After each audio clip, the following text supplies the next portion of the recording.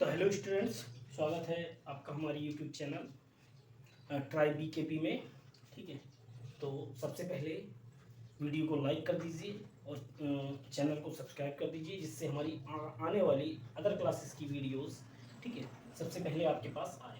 तो आज हम स्टार्ट करने जा रहे हैं क्लास 10th का syllabus, NCERT maths, chapter number 1 है रियल नंबर्स। ठीक है, तो क्लास 10th से स्टार्ट करने से पहले क्लास 9th में हमने रियल नंबर्स के बारे में पढ़ा था। Rational number, irrational numbers, rational number represent on number line, irrational number representation on number line, rational numbers between two rational numbers. ठीक है, तो अगर आपने वो वीडियो नहीं देखी है तो मेरा क्लास 9th का भी वीडियो अपलोड हुआ है। ठीक है, फर्स्ट चैप्टर, उसमें पूरा ब्रीफली जो है हमने एक्सप्लेन किया हुआ है।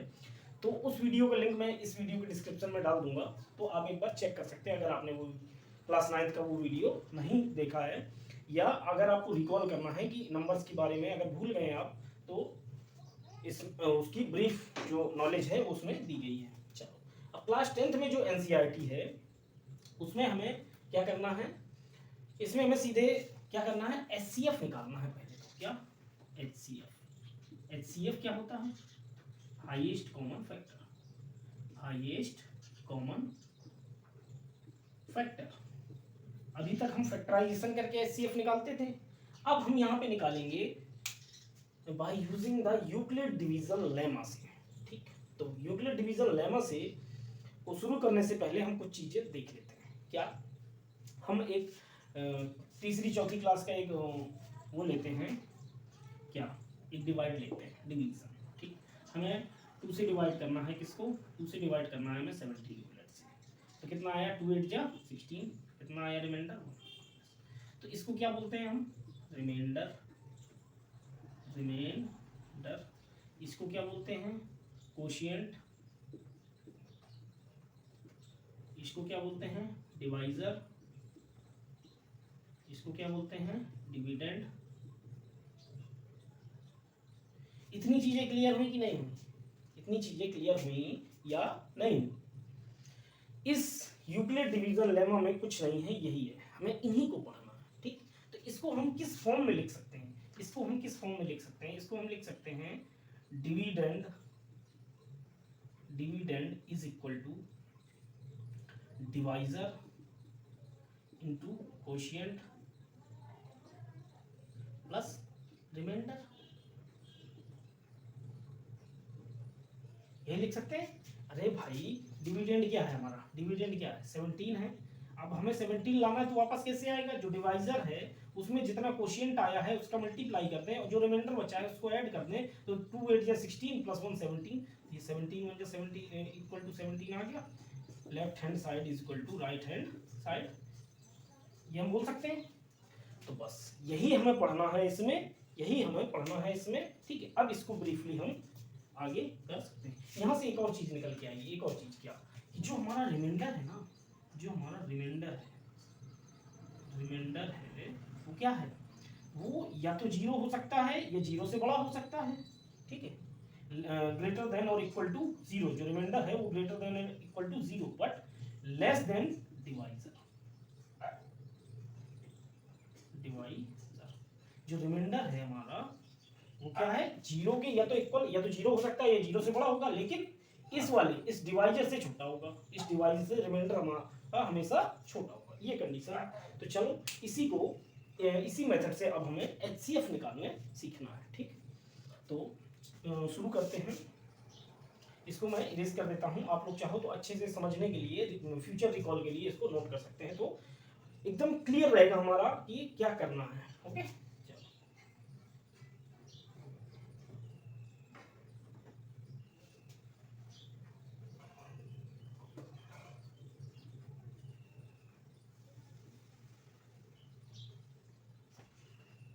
यहाँ पे क्या लिख सकते हैं? इनको हम शॉर्ट में लिख लेते हैं। इसको A लिख लेते हैं, इसको B लिख लेते हैं, इनटू कोशिएंट को Q लिख लेते हैं, प्लस रिमाइंडर को R लिख लेते हैं। तो यहाँ पे R क्या हो जाएगा? R इज लेस देन और equal to 0, R is greater than और equal to 0 and less than B divisor B। यहाँ पे इसका वो रूप भी लिख लेते हैं, 0 is greater than R and R is less than, R is greater than और equal to 0 but less than divisor, ये है हमारा। ठीक, चलो अब जो ये बस यही हमारा क्या, यही है यूक्लिड डिवीजन लेमा, इतना ही है हमारा क्या यूक्लिड डिवीजन लेमा। चलो तो चलते हैं एग्जांपल नंबर 1 की तरफ, एग्जांपल नंबर 1 की तरफ चलते हैं। हाँ, कह रहा है use Euclid's algorithm to find the HCF of 4052 and 12576। Okay, तो इसको मैं मिटा के थोड़ा सा लिख लेता हूँ साइड। ओके, उसके बाद अपन करेंगे क्वेश्चन। क्या है हमारा, dividend is equal to divisor into quotient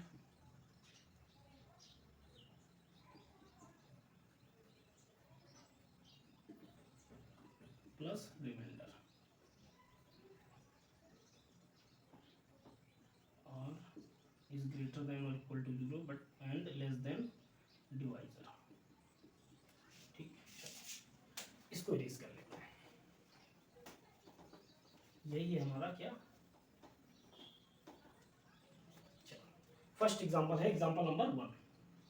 example number 1, example number 1 में क्या बोल रहा है, use Euclid's division algorithm to find the HCF of 4052 and use Euclid's algorithm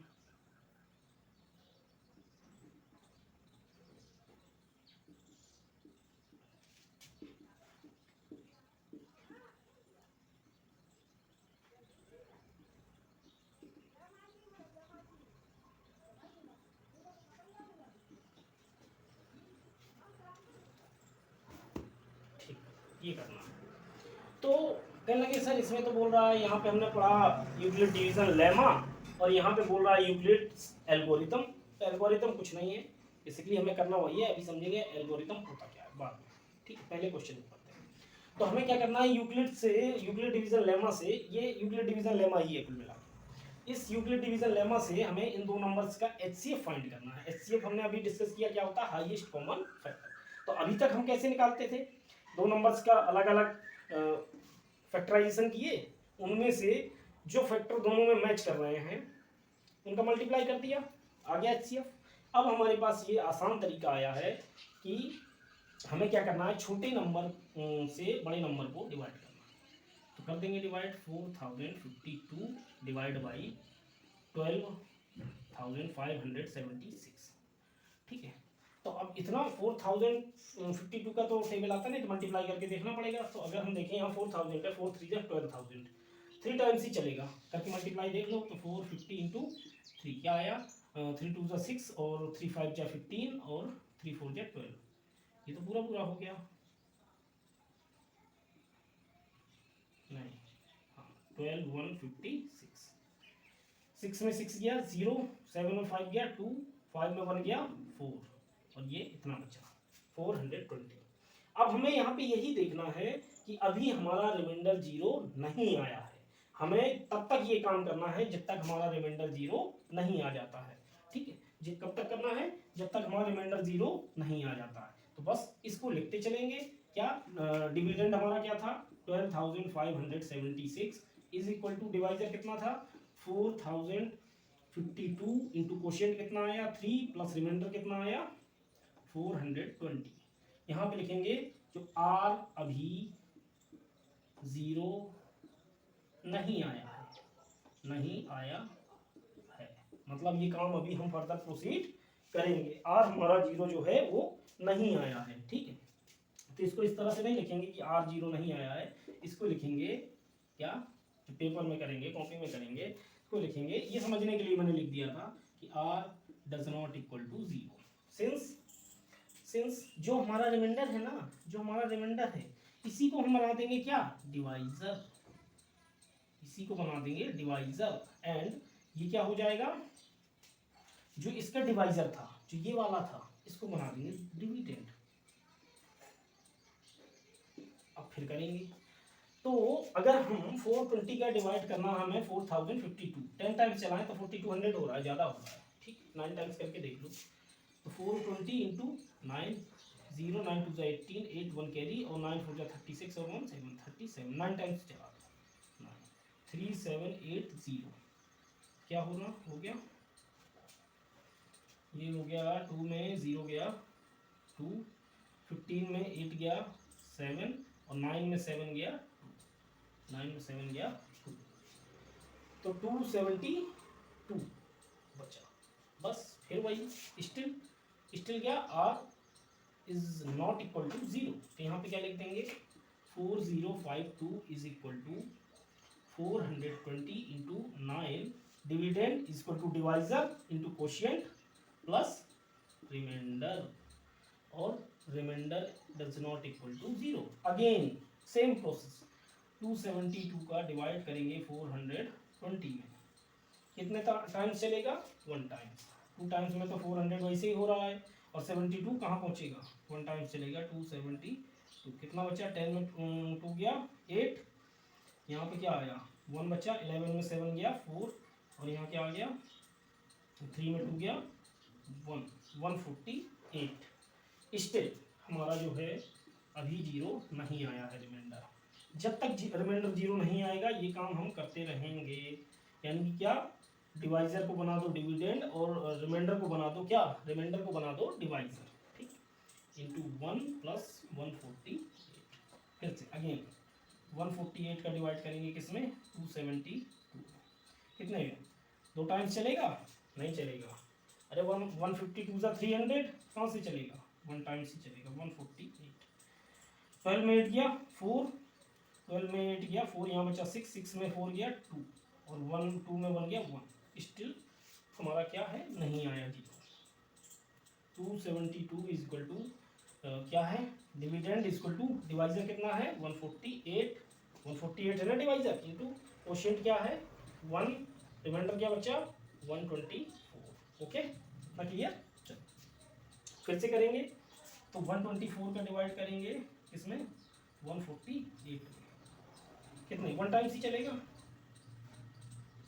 8 में 4 गया 4 और 4 में 2 गया 2, 24 आ गया। अभी भी हमारा रिमाइंडर जो है वो 0 नहीं आ रहा है, r does not equal to 0, यहाँ पे r does not equal to 0। फिर क्या आया 148 is equal to 124 into 1 plus 24, again r does not equal to 0। ठीक, फिर से करेंगे सेम चीज, तो 24 का करेंगे अब 124 में 124, चलो कितने टाइम चलेगा 25 जा 100 और 4 5 जा 25 टाइम्स, 5 टाइम्स चला दो तो आ जाएगा कितना 120, कितना रिमाइंडर बचा 4, अगेन नहीं आया तो क्या आएगा 124 is equal to 24 into 5 plus 4, still r is not equal to 0। चलो अब 4 का करेंगे 24 में, 4 का 24 में 4 6 जा 24, ओ माय गॉड ये तो आ गया 24 is equal to 4 into 6 plus 0, बस r रिमाइंडर जो है हमारा 0 आ गया। दैट मीन्स रिमाइंडर जहाँ पे 0 आया है, रिमाइंडर जहाँ पे 0 आया है उसका जो डिवाइजर है ये जो डिवाइजर है डिवाइजर वही हमारा क्या होगा, वही हमारा HCF होगा, डिवाइजर ही HCF होगा। तो HCF क्या हो गया, HCF हो गया 4। क्लियर, चलो अब इसमें एक चीज और देखो क्या, ये HCF तो आ गया हमारा। ठीक, अब मैं कह दूं सपोज ये नंबर हमारा यहाँ से चालू ना होके यहाँ से चालू होता तब भी तो इतना ही प्रोसीजर आता ना। अरे इस नंबर को भूल जाओ, ऊपर वाले को, यानी 12,576 को भूल जाओ, ये कुछ है भी इसमें। अगर बोल देता कि 4052 एंड 420 का HCF निकालो, फिर क्या करते, फिर भी तो यहीं से तो चालू होता हमारा स्टेप। अगर बोल देता ये दोनों नंबर भूल जाओ 272 एंड 420 के निकालो, तब हमारा यहाँ से चालू होता। अगर बोल देता 148 एंड 272 का निकालो, तब यहाँ से चालू होता। तो कहने का मतलब ये है कि इन सारे नंबर्स का जो एचसीएफ आया है वो कितना है, सभी नंबर्स का एचसीएफ 4 है। एचसीएफ मतलब हाईएस्ट कॉमन फैक्टर। तो हम क्या लिख सकते हैं, हम लिख सकते हैं आंसर में, इसको आप नीचे लिखेंगे जो मैं यहाँ लिख रहा हूँ, बगल में आंसर में आप लिख सकते हैं क्या कि एचसीएफ ऑफ कितना 4052 एंड 12,576 इज इक्वल टू 4, या एक साथ पहले सबको लिख लो, and HCF of 420 and 4052 and HCF of 272 and 420 and HCF of 148 and 272 and HCF of 124 and 148 HCF of 124 and 148 and HCF of 24 and HCF of 24 and 124 और क्या and HCF of 4 and 24 क्या आएगा, इन सारे नंबर्स का जो HCF है ना वो 4 आएगा। इतना क्लियर हुआ एग्जाम्पल नंबर 1 से। आई थिंक सारी चीज़ें ना बिल्कुल क्लियर हो गई होंगी। ठीक है, तो चलो ये हो गया, तो इसको नोट कर लो आप लोग। ठीक है, उसके बाद चलते हैं एग्जाम्पल नंबर 2 की तरफ।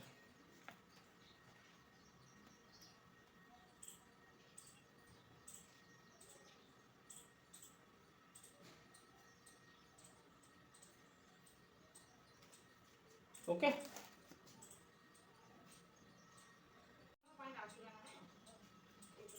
ओके, तो आते हैं एग्जाम्पल नंबर 2 में। क्या कह रहा है, so that every positive integers is of the form 2q and that every positive odd integer is of the form 2q + 1 where q is some integer. q क्या है, सम इंटीजर है कोई। ठीक है, तो सबसे पहले क्या लाइन बोली उसने, एवरी पॉड इवन इंटीजर और every pod odd integers, every positive odd integer. तो पॉजिटिव इवन इंटीजर क्या होंगे, पॉजिटिव इवन इंटीजर क्या होंगे, होंगे हमारे 2 4 6 8 एंड ऑड इंटीजर्स क्या होंगे, पॉजिटिव ऑड इंटीजर्स क्या होंगे 1 3 5 7 9 यही होंगे। ठीक, तो इनको हमें शो करना है, so that every positive even integers is of the form, ये जो है 2q की फॉर्म में है, और जो हमारे ऑड इंटीजर्स हैं वो हैं 2q + 1 की फॉर्म में, जहाँ पे q क्या है, q कोई भी एक इंटीजर है। ठीक है, q कोई भी एक इंटीजर है। ठीक, चलो, और इसको हम इसी मेथड से करेंगे, by Euclid division lemma method से, क्योंकि हम यही पढ़ ही रहे हैं। ठीक है, तो क्या करेंगे, यहाँ पे कितना है, क्या फॉर्म बोला है 2q, तो इसी 2 से हम इन नंबर्स को डिवाइड करना चालू कर देते हैं। तो पहले पॉजिटिव के लिए देखते हैं, अगर हम 2 को 2 से डिवाइड करेंगे तो क्या आएगा, 2 1 जा रिमाइंडर 0। इसको क्या लिख सकते हैं, इसको लिख सकते हैं 2 = 2 × 1 + 0 लिख सकते हैं। ठीक, अब 2 को 4 से डिवाइड करो, 2 से 4 को डिवाइड करो तो 2 2 = 4, क्या आया, रिमाइंडर क्या आया 0। तो 4 = क्या हो जाएगा, 2 × 2 + 0। अब 2 को 2 से 6 को डिवाइड करो, 6 को डिवाइड करो तो क्या आएगा, 2 3 = 6, रिमाइंडर 0। तो 6 = क्या आ जाएगा, 2 × 3 + 0। अब एक और ले लो 8, 2 को 8 से डिवाइड करो तो क्या आएगा, 2 4 = 8, रिमाइंडर 0। तो 8 = 2 × 4 + 0। ये क्या लिख रहे हैं, dividend = divisor into quotient plus remainder, dividend = divisor into quotient plus remainder, remainder यहाँ पे 0 बच रहा है। ठीक है, तो यहाँ पे अगर आप ध्यान दो कि ये जो नंबर हम ले रहे हैं तो यहाँ पे कॉमन क्या आ रहा है, इन सब में 2 तो कॉमन है। ठीक है, और ये जो नंबर आ रहा है ना, ये जो नंबर आ रहा है 1 2 3 4, अब आगे लेंगे 10 तो यहाँ पे आएगा 5, फिर आगे लेंगे 12 तो यहाँ पे आएगा, यानी कि कोई भी इंटीजर आएगा, इसको हम क्यों लिख सकते हैं 2q + 0। ये क्या होगा, ये जितने भी नंबर है हमारे 2q की फॉर्म में है, क्योंकि यही सीरीज चलती आएगी। ठीक है। तो इन नंबर्स को, जितने भी हमारे पॉजिटिव इवन इंटीजर्स हैं, इन नंबर्स को हम 2q की फॉर्म में लिख सकते हैं। ओके, अब आते हैं सेकेंड वाले पे, कह रहा पॉजिटिव ऑड नंबर्स। तो पॉजिटिव ऑड नंबर्स को किस में लिख दें? सिंपल, यहाँ भी वही करना है, क्या कि 2q + 1 बोला है, 2 से डिवाइड करना चालू करो 1 इन नंबर्स में। तो 2 का डिवाइड 1 में करेंगे तो कितने टाइम्स चलेगा? 0 टाइम्स। 1 आया तो क्या लिख देंगे? 1 = 2 इंटू 0 + 1। ये आया first case.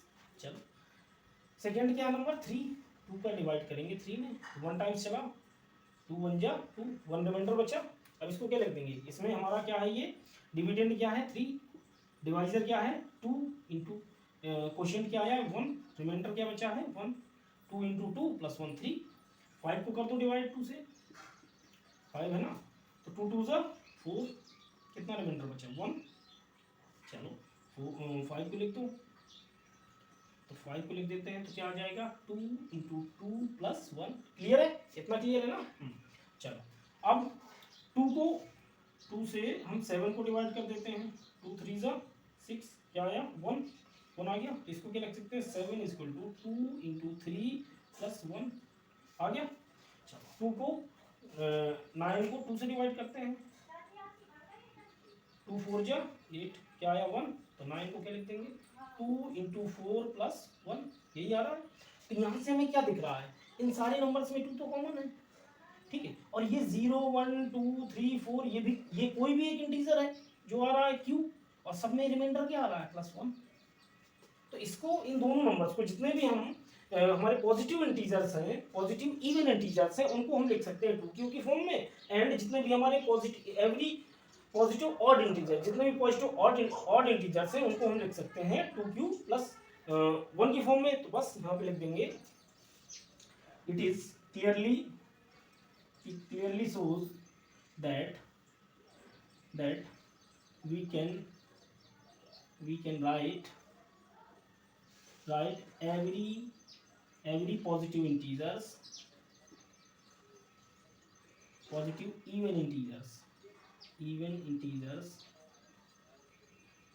in the form of 2q, and every odd positive integers in